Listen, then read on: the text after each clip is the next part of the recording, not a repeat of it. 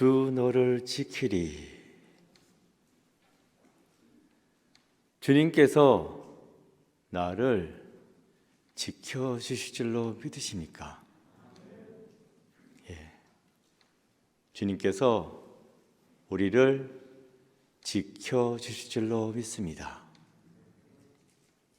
그렇다면 코로나19 바이러스 지켜주시겠습니까? 예. 장로님 두 분은 믿음이 진짜 좋으셔가지고 마스크도 안 쓰시네. 예. 예. 들고는 있지만 예. 기도하셨으니까 예. 그냥 올라오신 것 같고 지켜주시지만 우리가 해야 할 것은 해야 합니다. 예. 또 코로나19 바이러스 그 이야기 하시네. 예, 그 이야기 할 겁니다. 코로나19 듣기만 해도 지긋지긋하지 않습니까? 이쯤 됐으면 좀 사그라들지. 도대체 왜 이러는 건가? 끈질기죠? 여전히 우리는 코로나19 때문에 어려움을 겪고 있습니다. 날은 점점 더워지고 어때요? 마스크 쓰는 거 좀 힘들죠? 추울 때는 몰라도 더우니까 참 힘듭니다. 버스 타보면 아직까지 에어컨 틀 정도는 아니에요. 그런데 버스에 사람들은 많고 마스크를 쓰고 있자니 답답하고 그렇지 않습니까? 전 좀 그렇던데. 코로나19 바이러스 WHO가 팬데믹 선언을 했어요. 그게 3월 11일. 그런데 그게 늦었다는 비판이 있습니다. 바이러스 사태가 터지고 2달이 넘어서야 그제서야 팬데믹 선언했냐고. 이 바이러스가 전 세계적으로 큰 위협이 된다 하는 게 팬데믹 선언인데 늦었다는 겁니다. 왜 그래요? 이미 114개국에 전파되었습니다. 12만 명이 감염되었고 또 4,000명 넘게 이미 죽었는데 이제 와서 팬데믹이라고 선언하냐고. 미리 했어야지. 늦었다는 겁니다.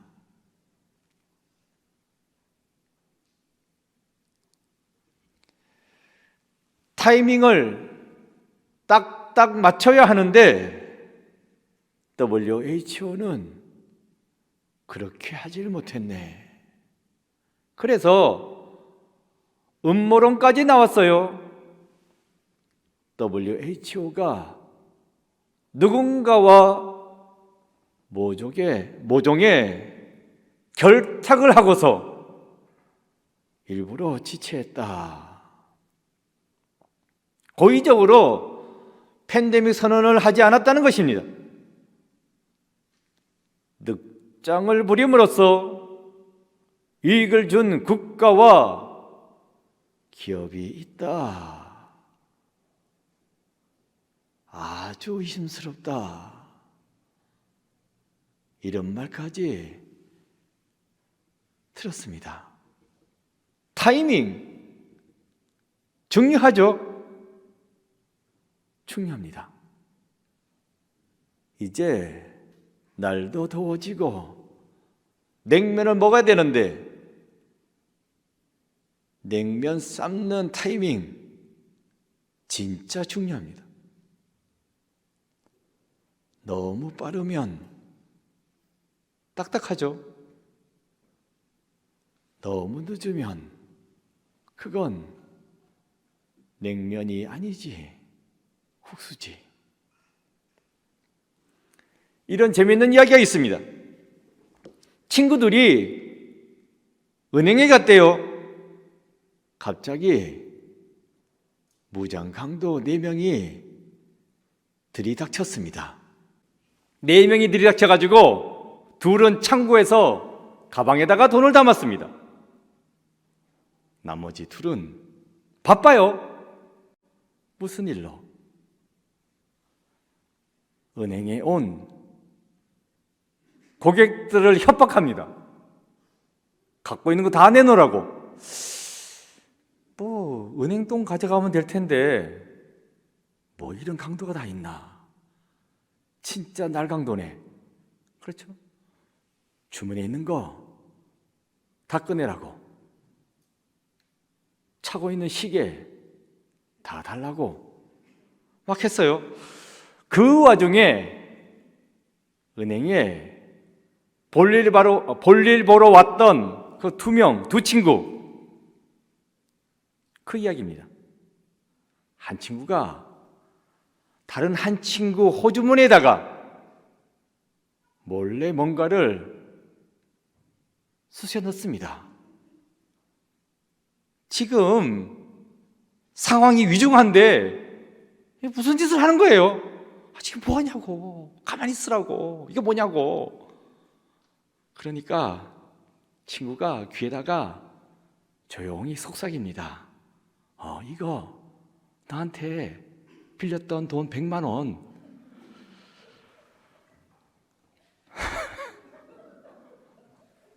저 사람들 왜 웃나 하시면 답답하네.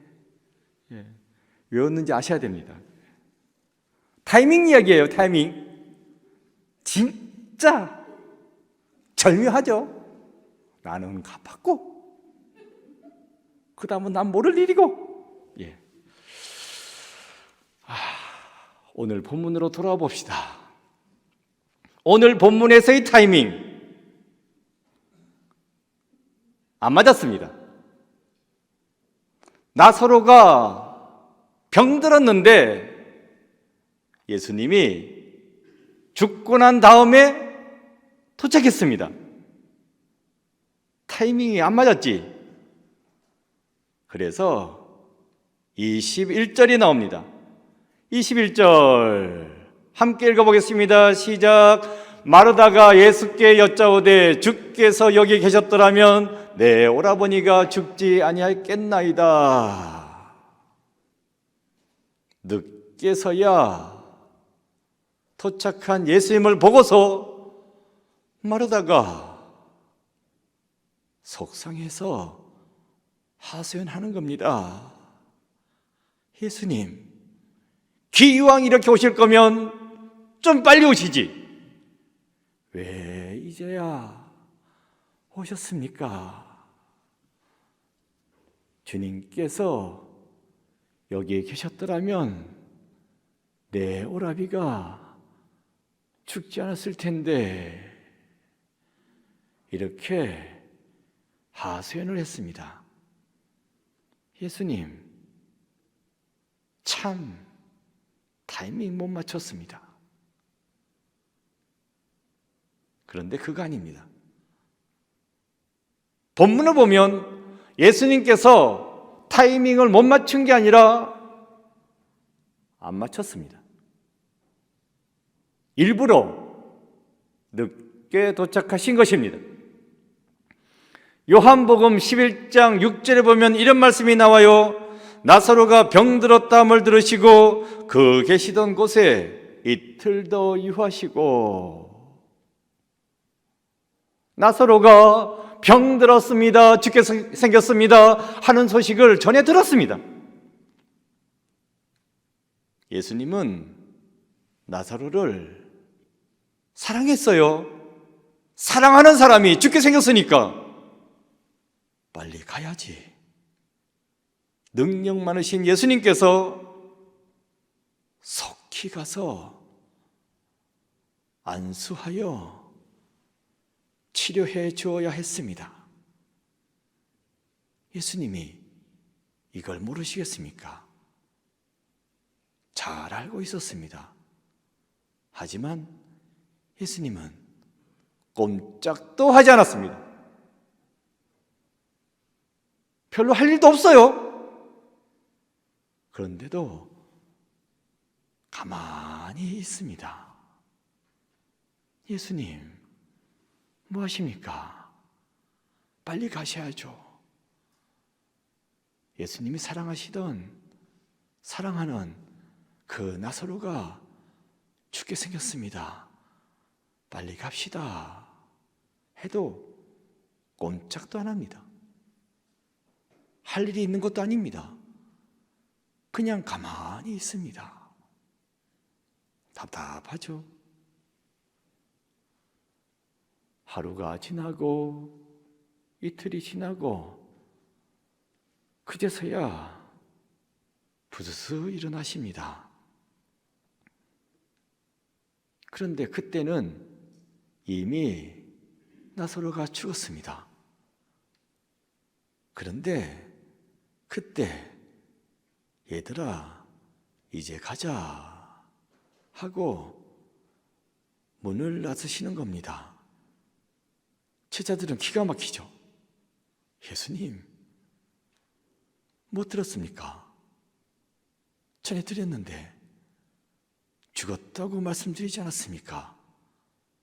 지금 가봐야 아무 소용없습니다. 가실 필요 없습니다. 예수님께서 늑장 부리신 거죠. 늑장을 부리시다가 그만 나사로는 죽고 말았습니다. 나사로가 병들었다는 소식을 듣자마자 움직였더라면, 그래서 그 나사로에게 손을 대어 고쳐주셨더라면, 그렇다면 지금처럼 나사로가 죽어서 무덤에 묻히는 일은 없었지 않았겠습니까? 진짜 예수님 그 타이밍 하나 딱딱 못 맞추시네, 이런 생각을 마르다가 했다는 거예요. 그래서 예수님을 보자마자 왜 이제 오셨냐고 하소연을 하고 원망까지 하는 겁니다. 하지만 여러분, 마르다가 이렇게 원망을 했다고 해서 믿음이 없는 것은 아닙니다. 마르다의 원망 사실 이해할 수 있어요. 왜냐고요? 오빠 가족이지 않습니까? 가족이 죽었는데 아무리 믿음이 있다 하더라도 그 마음이 슬프고 아프지 않겠습니까? 그러다 보니 원망도 나오지 않겠습니까? 마르다의 원망, 물론 해서는 안 될 일이지만 그래도 상황이 상황이니만큼 어느 정도 이해는 해줄 수 있다는 것입니다. 이렇게 생각하고서 마르다의 말을 다시 한번 보겠습니다. 주님이 여기 계셨더라면 제 오라버니가 죽지 않았을 것입니다. 주님, 왜 이제야 오셨습니까? 이 말에서 우리는 믿음을 발견할 수 있습니다. 주님이 오빠를 고쳐줄 수 있다는 믿음, 주님께서 손대어 기도하시면 낫겠다는 믿음이 마르다에게는 있었다는 것입니다. 그만큼의 믿음은 있었습니다. 그런데 마르다의 믿음은 그만큼만 있었던 것이 아닙니다. 22절입니다.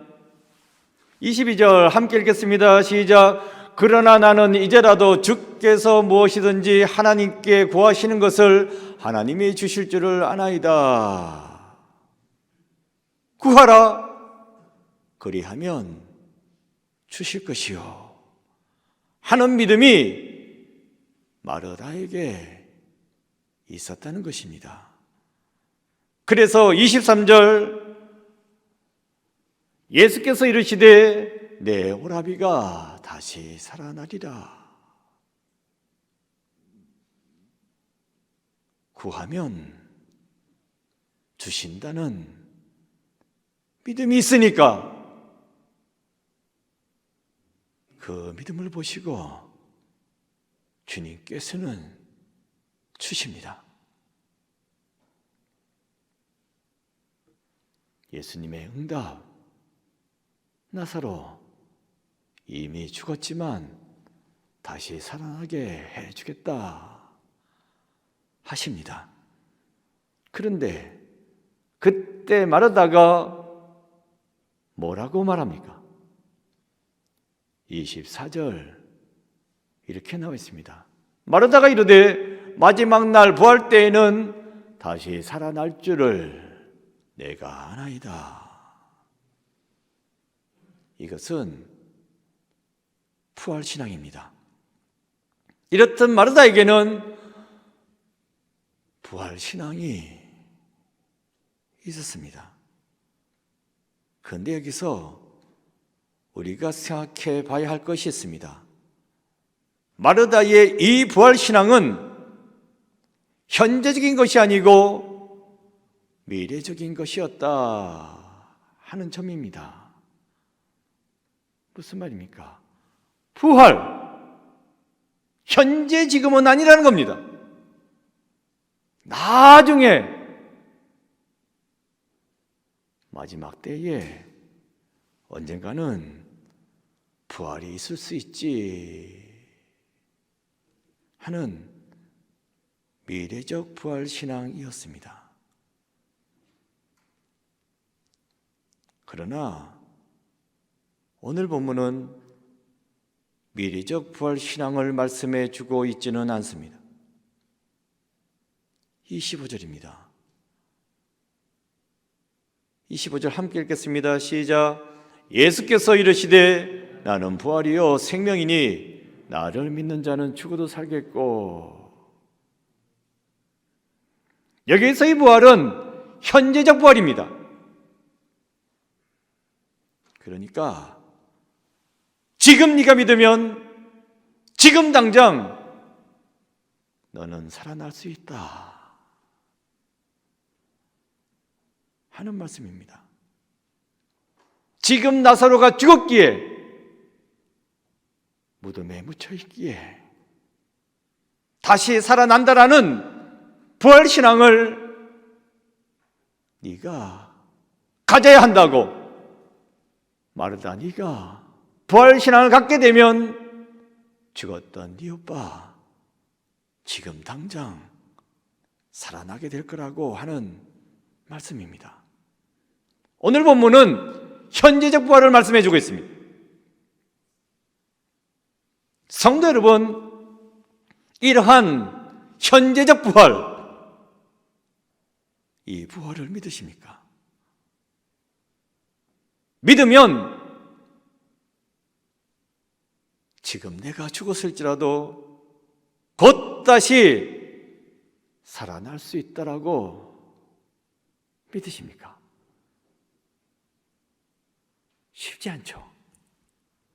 마지막 때에 살아나겠지. 언젠가는 살아나겠지. 믿는다고 하면서도 우리는 마르다와 같이 막연하게 생각하고 있습니다. 거기에 대해서 주님께서는 말씀해 주고 있습니다. 부활, 그렇게 믿지는 말라고. 막연하게 추상적으로 부활을 믿어서는 안 된다고. 구체적으로, 실제적으로 확실하게 믿어야 한다고. 이렇게 오늘 본문에서 주님은 말씀해 주고 있습니다. 이러한 구체적이고 실제적인 현재의 부활을 믿으셔야 합니다.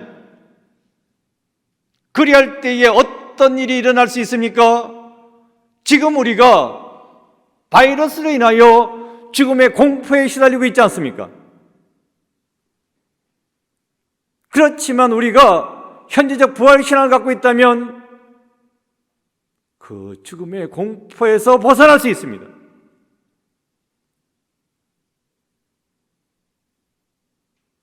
죽을지라도 지금 당장 살아날 수 있는데 무엇을 염려하고 무엇을 걱정하겠습니까? 찬양대에서 찬양했죠.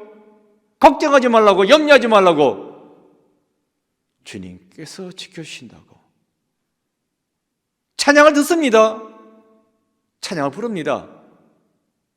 그저 말로만 한 귀로 들어왔다가 한 귀로 나가니까 문제입니다. 확실하게 믿으셔야 합니다. 아, 그렇지. 주님께서 나와 함께 하시지. 부활의 능력이신 주님께서 나를 지켜주시지. 믿으셔야 됩니다. 마음으로 믿으셔야 됩니다. 입으로 시인하셔야 됩니다. 그리고서 이 세상 살아갈 때에 두려워 떨지 아니하고 믿음 가운데 당당하게 힘차게 살아가야 한다는 것입니다. 제가 늘 말씀드리죠. 조심은 해야 한다고.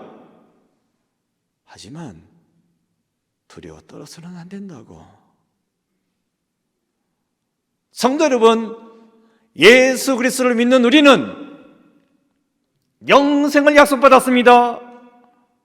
그래서 우리는 이미 생명을 붙잡고 있는 자들입니다. 이걸 기억하셔야 됩니다. 나는 부활이요 생명이니. 예수님은 부활이시고 생명이십니다. 그러니까 부활이신 예수님을 믿으면, 부활하신 예수님을 믿으면 지금 당장 나는 생명을 받을 수 있다. 이것이 나는 부활이요 생명이니 하는 말씀이 되겠습니다.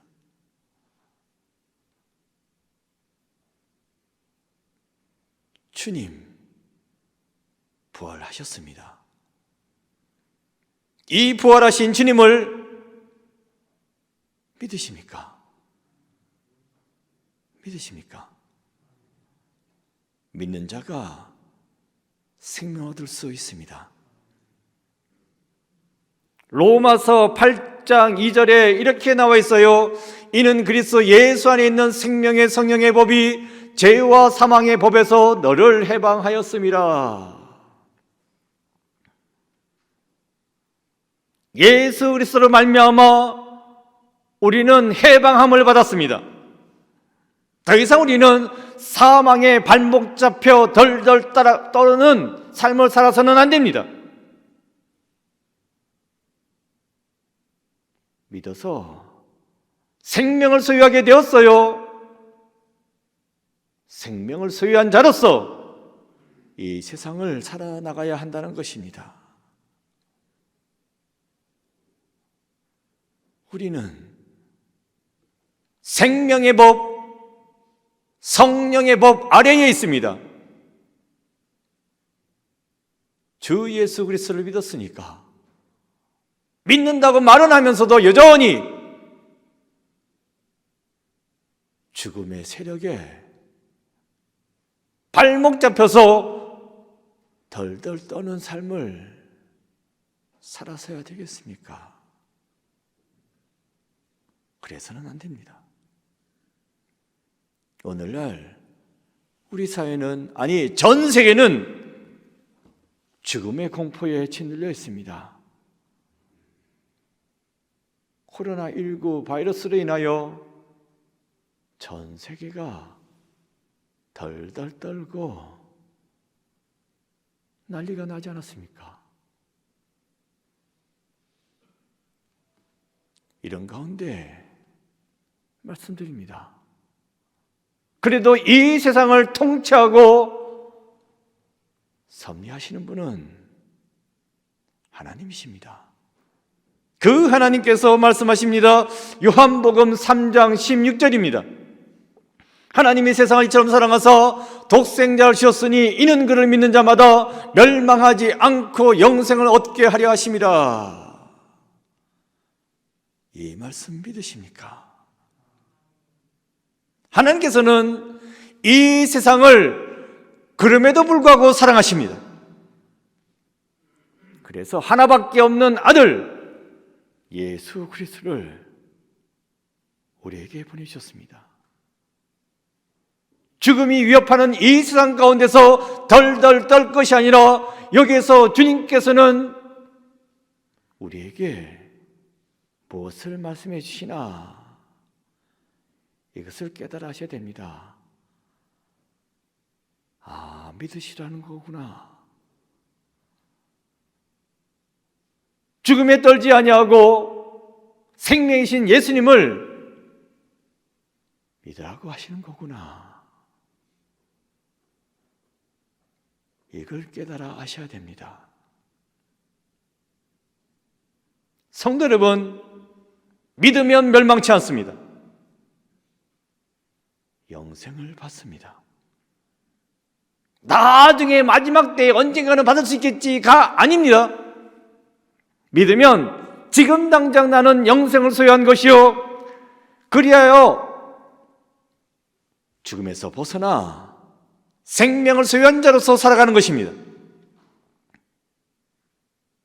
그러면 우리는 이 세상을 두려워 벌벌 떨지 아니하고 당당하게 힘차게 살아갈 수 있습니다. 이것이 바로 현재적 부활 신앙입니다.